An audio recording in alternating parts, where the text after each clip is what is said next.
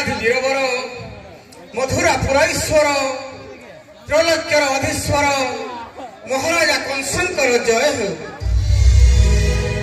ବିଜୟୀ ଭବ ଅକ୍ରୁର, ହେ ପୁରାତନ ମନ୍ତ୍ରୀ ଅକ୍ରୁର, ମଣିମା ଦେଇଥିଲା କଂସ ତୁମକୁ ନିର୍ବାସନ ଯେ ଦଣ୍ଡ, ହେଲେ ଏପର୍ଯ୍ୟନ୍ତ କେମିତି ବଞ୍ଚିଛ ହେ ଅକ୍ରୁର? ହେ ମଣିମା, ଯେତେବେଳେ ଦେଲେ ମୋତେ ନିର୍ବାସନ ଦଣ୍ଡରେ ମୁଁ ହଇଣ ଦଣ୍ଡିତ ଯାଇ ବୁଲୁଥିଲି ଅରଣ୍ୟ ମଧ୍ୟରେ, ପହଞ୍ଚି ଯାଇଥିଲି ବୈଶାଳୀ ରାଜ୍ୟରେ। ସେହି ବୈଶାଳୀ ରାଜ୍ୟରେ କରି ଅବସ୍ଥାନ ପ୍ରାଣ ଧରି ରହିଅଛି ଛାମୁ।